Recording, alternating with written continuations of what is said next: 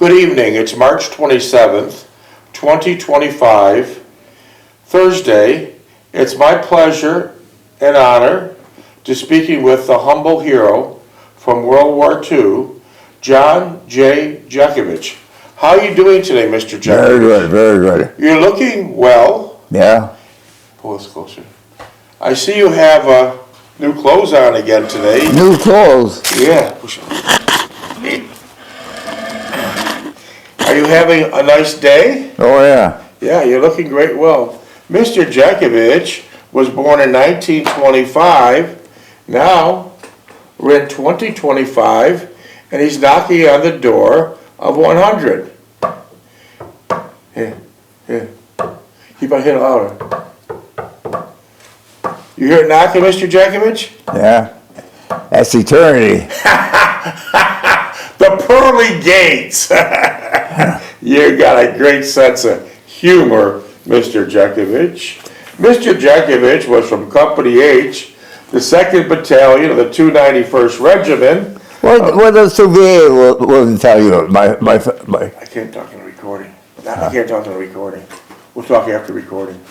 Mr. Jeckovich was from Company H, the 2nd Battalion of the 291st Regiment of the 75th Infantry Division of the U.S. Army during World War II. Mr. Jeckovich lives by the motto, he's got two doctors, his left leg and his right leg. Mr. Jeckovich jogged for over 80 long years. Wow, that's amazing. What got you started jogging? I read that book, Johnson's book. Did you read that book because your father died of a heart attack at 43? Probably, yeah. Probably, yeah. Well, see, my father worked hard. Yeah. Well, he was mixing that damn cement that day, and he overexerted himself. Yeah. Well, Mr. Jeckovich's father, his name was Marion Jeckovich, and he came in the country legally from Russia. Very harsh conditions where he lived in Russia. He came through Ellis Island, and a lot of immigrants, for some reason, Polish, Italian, and Russian and Greeks, they all went towards Niagara Falls. Yeah. That was a big thing. And there was a lot They don't go there now. Well, yeah, why? What happened now? It's a dump. It's a dump. But when in the late 1800s and 1900s, there's absolutely beautiful mansions all along the river. And the economy was booming. And his father was working 3 different jobs. And one of the jobs he worked with that Mr. Jeckovich helped his father was making cement, sidewalks, and things of that Well, we nature. did work for Battalion. Yeah, Mr. Jeckovich worked for a family named Franchatone. Most of you don't know about them, but they were big movie stars back in the day, and he dated Greta Garbo. And he had a big mansion on Buffalo Avenue, a mega mansion on Buffalo Avenue. His backyard was the falls. Yeah. You hear the roaring of that falls, Yeah. virtually in your backyard. Yeah. What a beautiful view. What type of work did you do for Franchatones? We did put the stone windows on, took them off in the summer and the winter time.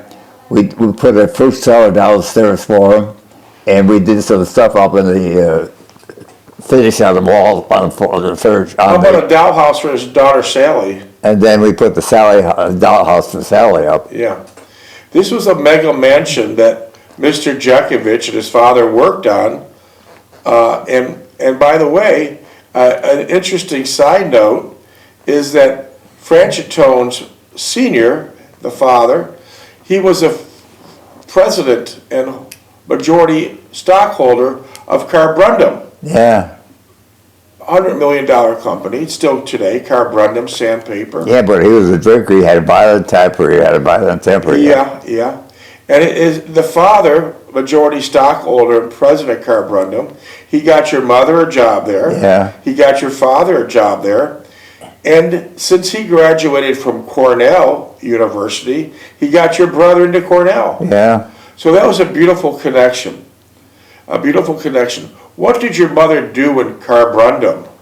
She's a small wheel inspector. She checks small wheels. She was a very hard worker too. How did she finally retire?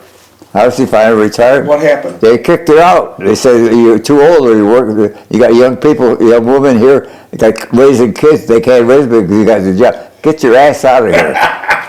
She would have worked forever. Well, she stayed there another year and then she quit. Yeah. They were after her all the time. Yeah.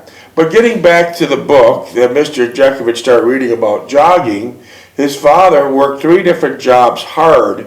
One of them was making cement, and they didn't have cement mixers. They mixed it by hand.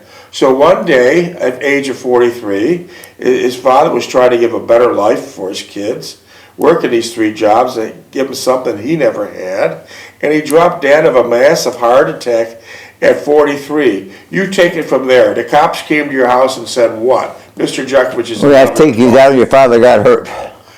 Then what? They drove me down, dropped me off. I went in. I said, "Can you tell me where my father is?" He said, "Well, he's downstairs." Oh, okay. When they said downstairs, I said, "What the hell is he doing downstairs?" I didn't say that to the nurse.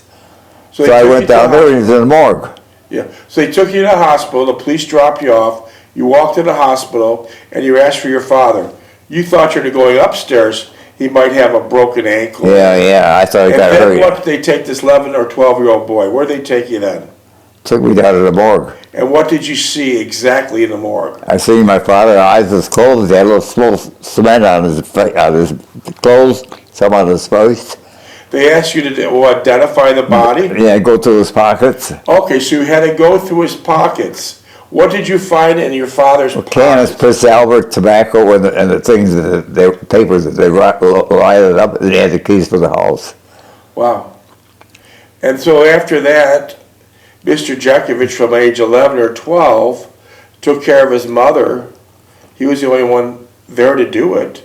And to his mother's demise at age 89. So the book is titled, as a result, Their Mother's Sons. Their Mother's Sons. And the book is how many pages? 849 pages. Wow. That must have took you a long time. No. So Mr. Jeckovich took care of his mother to the bitter end, to the end of the road. And in fact, he made many sacrifices, and we're getting into his war years. The sacrifice he made, he could have enlisted and he got a better position, a better job in the Army. For example, his brother enlisted and he never left the country. He never left the United States. No. And he was teaching people how to drive Jeeps, right? Yeah. And was he a good driver to begin with? Huh? Was your brother a good driver to begin with? No, he ran the fire hydrant one time. So anyways, if you enlist, you get a much better position. But Mr. Jeckovich did not enlist for one reason, and one reason only.